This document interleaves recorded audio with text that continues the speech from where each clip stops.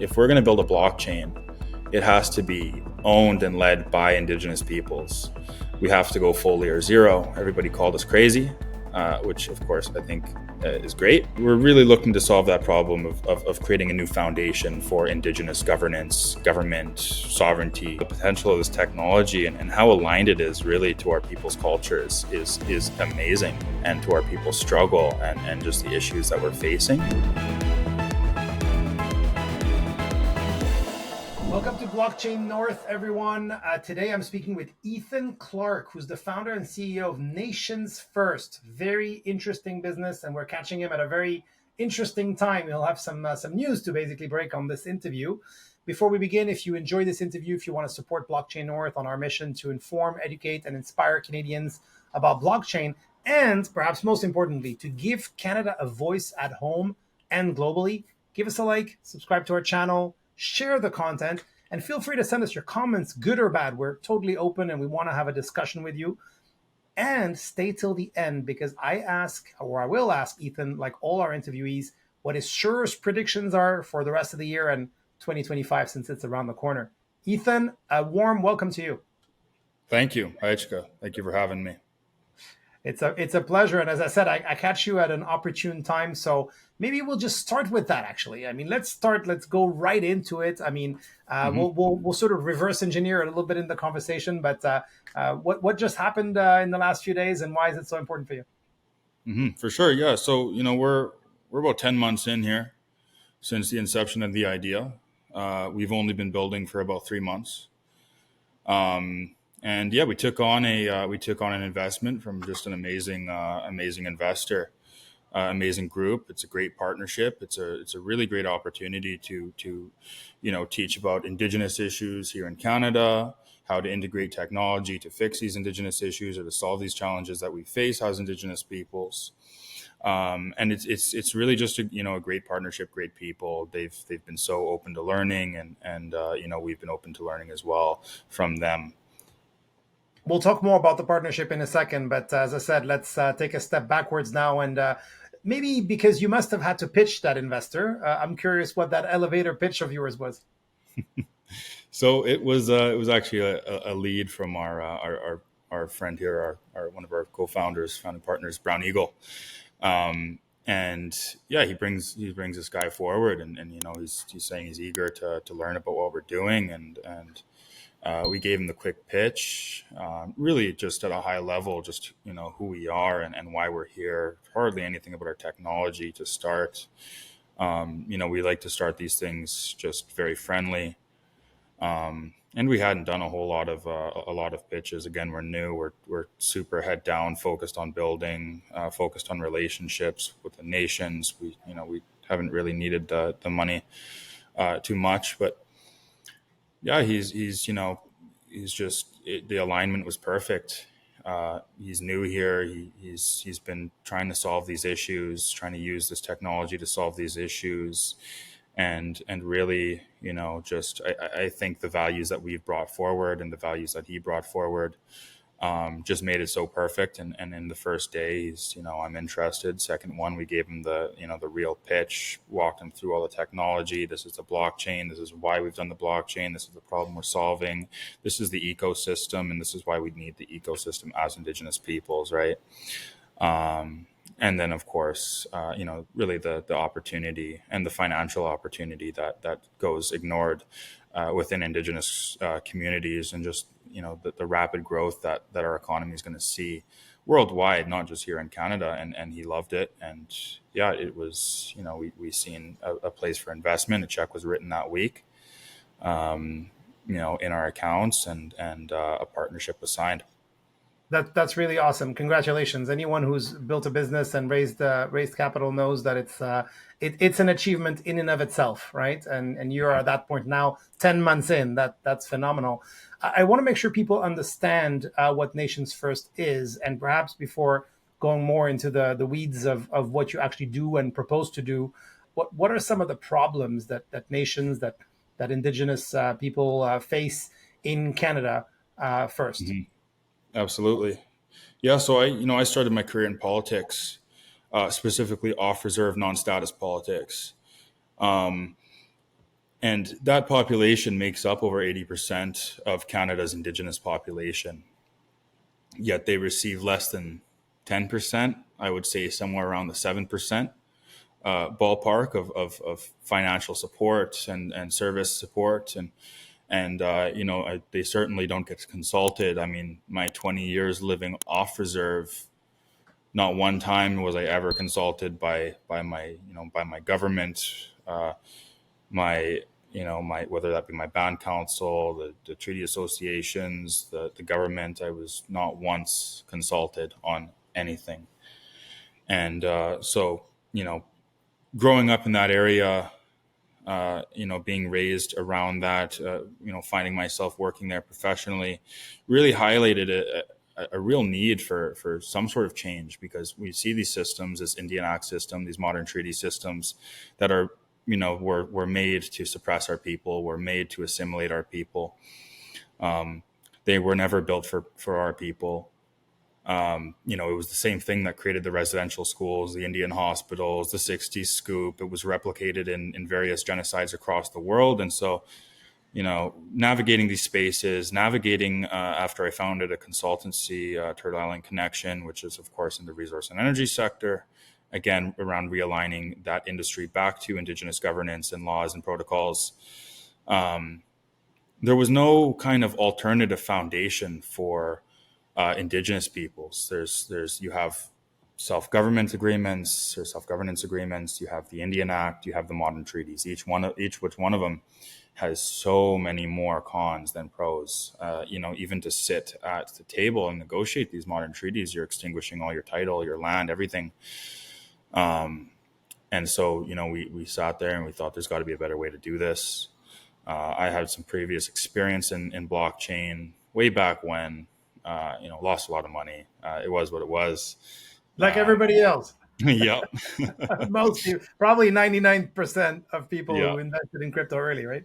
absolutely. And then, just thought, wow, the potential of this technology and how aligned it is really to our people's cultures is amazing, and to our people's struggle and just the issues that we're facing.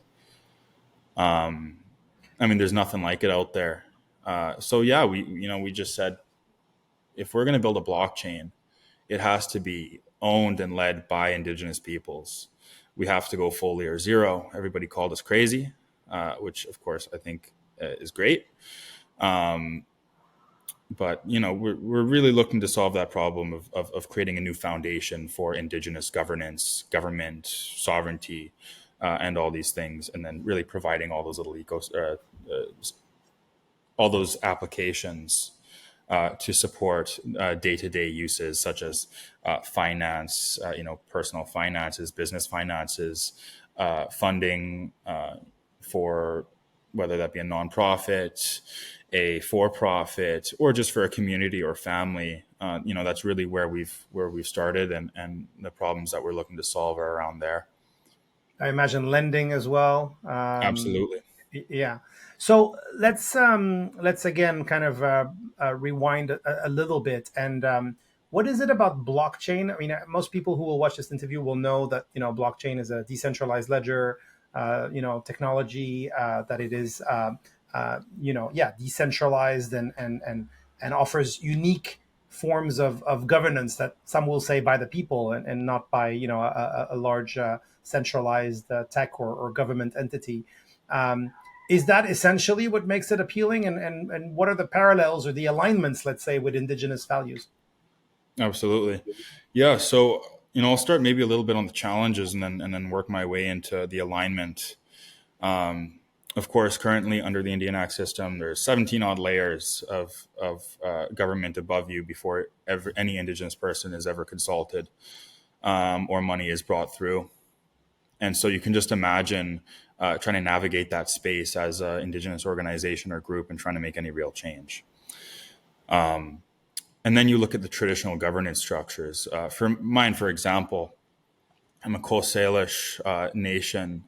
I'm a Sklallam dialect and a Cho'etzum village. And so the way it works essentially is, there's all these various villages that make up a dialect. They all speak the same language, and they've built their governance structures on that. And then between those dialects, they formed a nation. So for the Coast Salish, for example, there's about 25 dialects that have made up that nation, and it varies between the different nations. The Tahltan, I believe, have 2 dialects, and various villages. The the Niska, the Wet'suwet'en, the Tsikalteen. There's all these different nations, the Cree, and this is similar down with the Maori people and throughout the lower part of Turtle Island. And so we looked at that and thought, how are we going to replicate that? How does it align? How do we address the issues of identity based on those nations and that governance structures, which is so important to our people? When we introduce ourselves as your nation, as your dialect, as your village, your clan, your family, whatever that may be. And so blockchain in its decentralized manner, digital identification in the forms of tokens. Everything's verified. People are able to issue those, through things like DAOs. There was so much alignment, right? And I'm not a tech guy. I'm a politics guy, and it really clicked. And maybe for our chain, for example, what we've done is, we're not a crypto company. We're not looking to take a cryptocurrency to a moon. That's not us. We've launched a coin, but that coin essentially is just our digital identification, right? And so that digital identification is a representation of where you fit within that nation structure, that dialect structure, and that clan structure. And so that you're guaranteed full representation within that dialect. And so your ID is your vote. And so everything that happens within that decision within that governance structure, you have your say, and it's verified that it's you, and it's continuing to incentivize the use of those traditional structures. So that's one of the key components that we're doing that I think really fits within blockchain that you can't find elsewhere. In a way that, as you were saying, with all the 17 layers, the government of Canada or even provincial governments don't afford to Indigenous communities. Then, is it? I mean, maybe this is a cheeky question, but is it a way? Is blockchain a way to sort of circumvent the authority of a government, like the federal absolutely. government? And It so, is. Okay. absolutely. And I think people can look that in various ways, but the reality of Canada is and its relationship to its Indigenous peoples, right? You have crown title, right? And that essentially to Canada is the highest form of title, right? It is the underlying title to the land. And of course, it claims that title through things like the doctrine of discovery, saying that non-Catholic believers are not human, and therefore they're not using the land, and therefore the land is not theirs, and blah blah blah blah blah. And then, of course, that allowed the treaties, the original treaties, and whatever you may think about them, whatever people may think about them. They all have leverage. Mine, for example, the Douglas Treaty, was the only 14 treaties that were made direct from the villages to the crown. Mm-hmm. And so through those treaties, it recognized our peoples as nations, right, as sovereign peoples. And although there's different theories out there, were they forged? Was there any, did they just have them sign something? Our people didn't understand that sort of capitalist system. We didn't look at owning our land. There's various different views you can take on it, but nonetheless, sovereign, right? Sovereign peoples. And essentially through those treaties and those treaties that were broken, right? Because they were forgotten about for about 100 years. We fought for them in court. We still fight for them today. When you say forgotten about, intentionally forgotten about. Absolutely. Yeah. Buried, sort of. Yeah. Yeah, absolutely.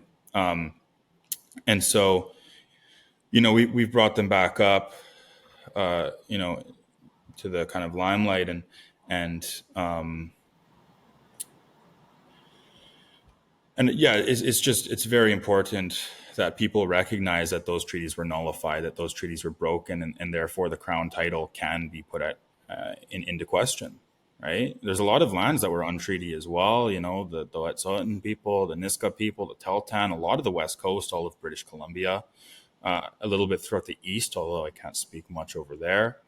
And then, you know, various parts of the United States and all across the world, really, where there is actually, you know, zero claim to the title. And so, you know, you look at things like Aboriginal title and rights, where, you know, things like the Delgamute decision that shows that Aboriginal title exists, and it is the foundation of all title. You look at things like the United Nations declarations on the rights of Indigenous peoples, UNDRIP, Ungrip. Yeah. and that you know, these rights of Indigenous peoples to be sovereign, to be self-determining, to you know, be self-governing and have self-government is a basic human right.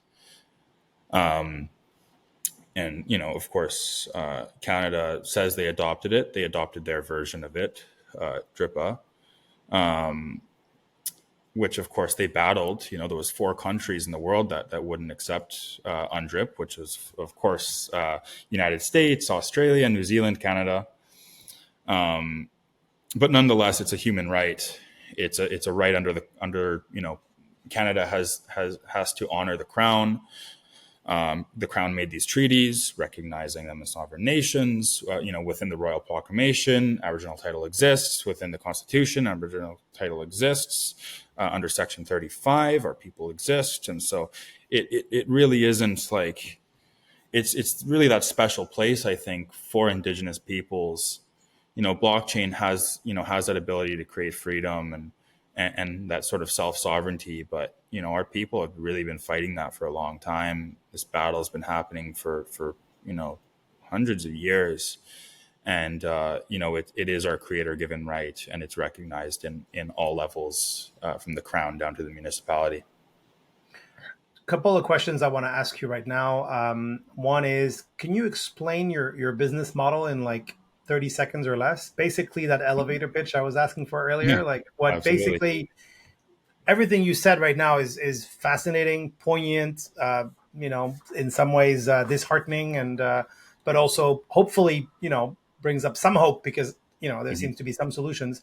But if we just ignore all of that just for a moment, for Hmm. people who may be watching who don't understand a lot of what you just said right now, what is your business model?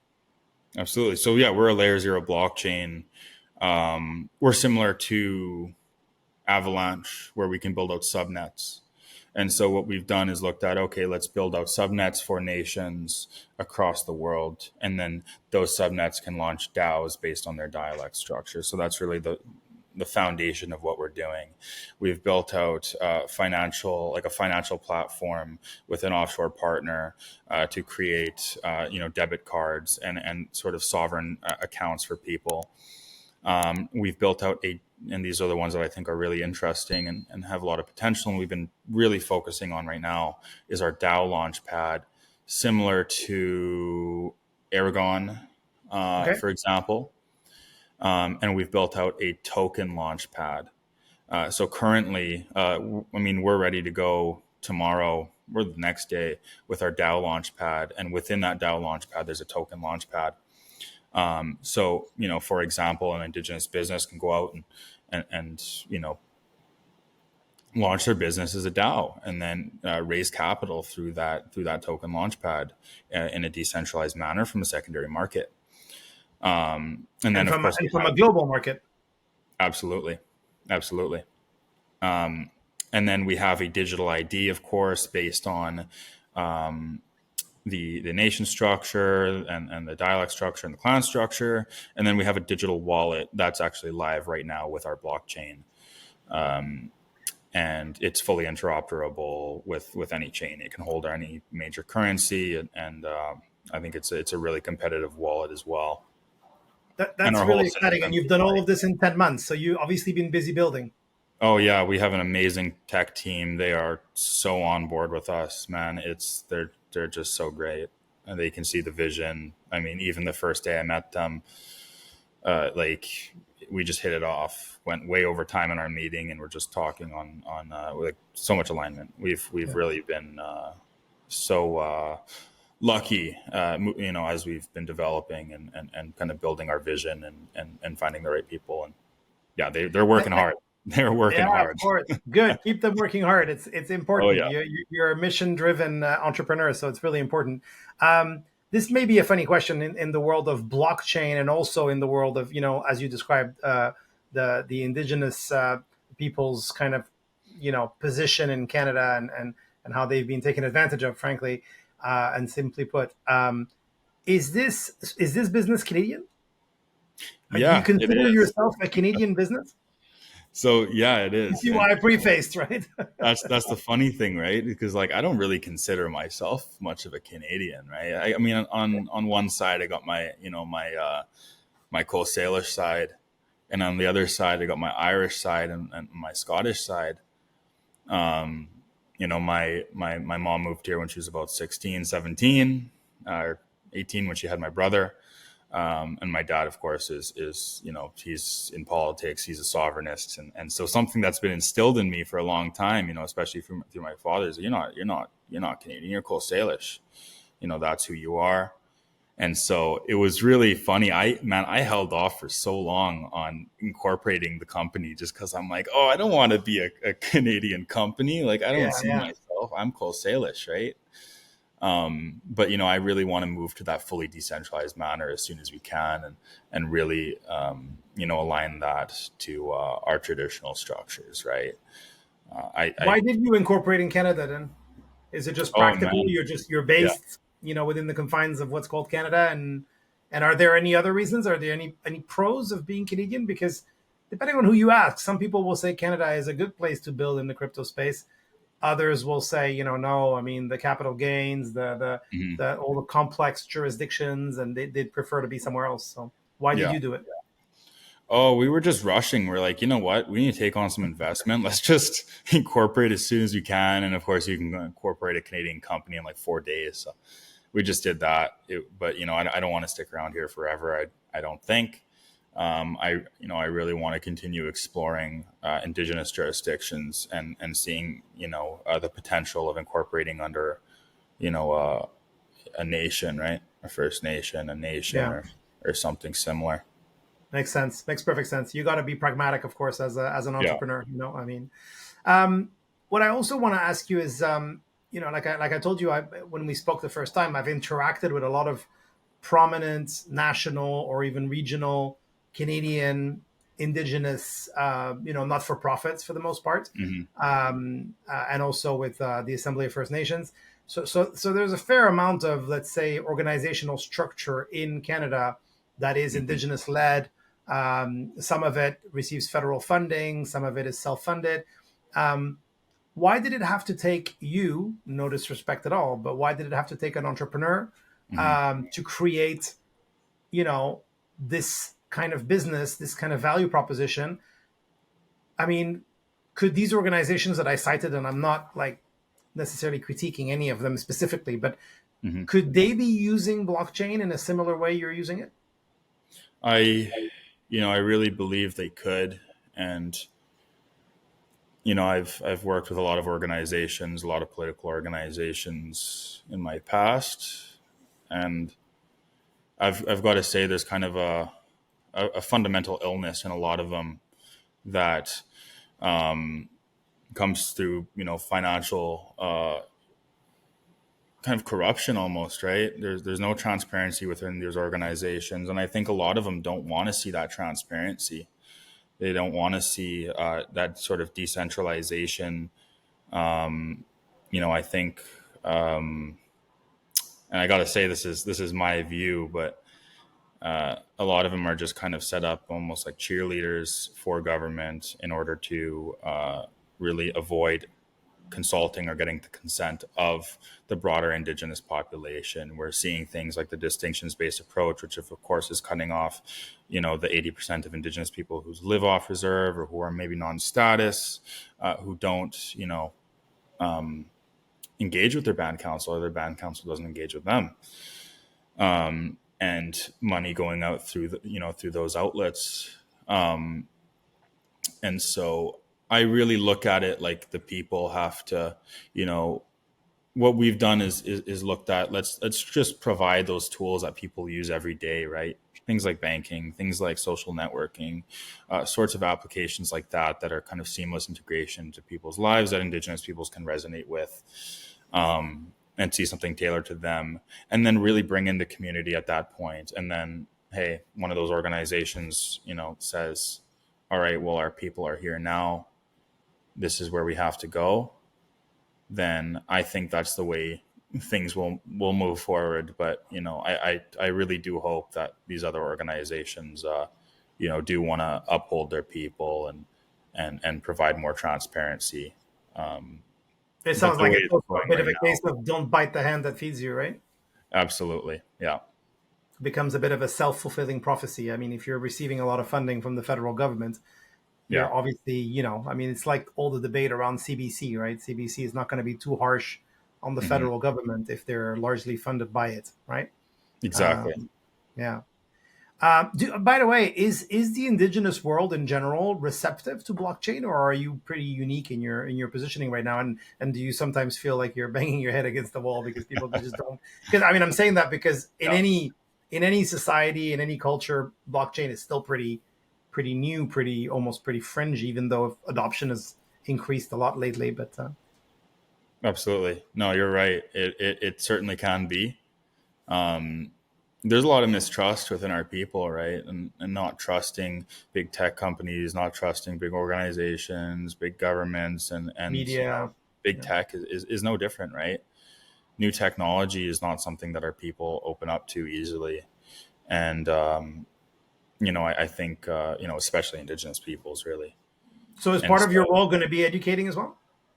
absolutely. And that was that was really the kind of the basis as well of that partnership we did as well. And really, just, I've done a lot of engagements. I've, in my past, in communications strategies, and it really does take going right into community, having them use these things, having them be engaged in its creation, and then upholding their voice and their aspirations and their needs to be able to move these things forward. I think it won't be, I think there's definitely a more forward thinking population right now, and that's why we've really focused on the finance side and for Indigenous entrepreneurs. But I don't see mass adoption throughout the whole population being a 5-year thing. I think it will it'll take its time, but when it does, I think it'll be really, really great. Look, time flies. We have a few minutes left, and I want to ask you three questions. So, if you can cooperate with me, I'm pretty sure I can ask all three of them. So, um, first off, you mentioned 5 or 10 years. What are your 5 or 10 year goals right now as a company? Can you maybe give us that in less than a minute? Absolutely. So, I think we're one foot in front of the other, right? And it's working. Um, we've pivoted a lot since the beginning. Originally we're just a fintech, and we had this really long, 20, 30 year vision of where we're going to be. But even Seven our, generations. absolutely, yeah, 125 years. But we were looking at 3 years, like 9 months ago, we were looking at where we're going to be at 3 years from now, and that's actually where we're at, like, today, in terms of our technology. And so it's really interesting just looking at the timeline. I think, 5 years from now, ideally, I would love to see at least half of the Indigenous population using this sort of technology, or being open to using this technology and starting to see it, right. I would like to see, um, By the way, half in Canada or yeah, okay, I think it'll take its Ontario Island. time further in the States and the other countries. But I mean, we're seeing some really interesting stuff, and the Maori people. There, I've had some conversations over there around blockchain, around AI, and they're really forward thinking, and so who knows? Maybe what I say, is going to take 5-10 years, will take 2 years, but it is a population that's ready for change. They're demanding change. It's just who's going to go in and actually provide that, and so I really want to just over the next 5 years, address first the gap in Indigenous entrepreneurship. Only 0.2% of venture capital money goes to the hands of Indigenous entrepreneurs. Even raising for us, it's tough. It's always go to that one person, go to that one group. And it's like, well, it's just because they exist, it doesn't mean they're for us, Yeah. you know? And Speaking of so supporting entrepreneurs, what would you tell other entrepreneurs or aspiring entrepreneurs in the Indigenous community about how they should be looking at technology or blockchain specifically? for sure. Yeah. So I think moving forward as Indigenous peoples and developing our systems is really complicated. It is really complicated because there's so much on our backs. Just around general international human rights. We're at the forefront of all of those issues. We're at the forefront of all of our environmental issues. And there's so much capital and political interest on our back. And so I really think, moving forward and understanding your traditions and your people and if you're building something for your people, which many of our people do, it's really important to engage all of those folks and learn from your elders and your knowledge keepers, and engage in your culture, your big house culture, or what have you, and build off of that. But how do you see technology being able to help Indigenous communities, entrepreneurs specifically? Is there something in technology or ideally in blockchain?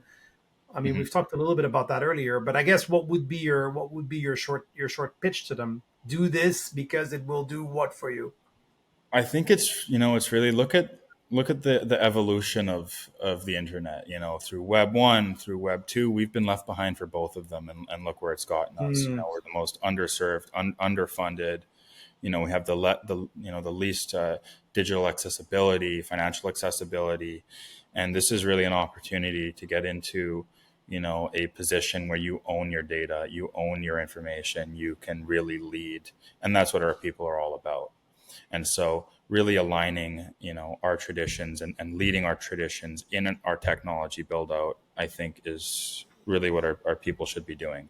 That sovereignty you were talking about, and your dad has been advocating or politicking, I guess, about for a long time. It sounds. Um, Absolutely. my final question is the same for every interviewee, so I'm going to ask it to you exactly in the same way as everyone else. Hmm. What are your surest prediction for blockchain and cryptocurrencies in the next couple of years? What are you convinced of that will definitely happen?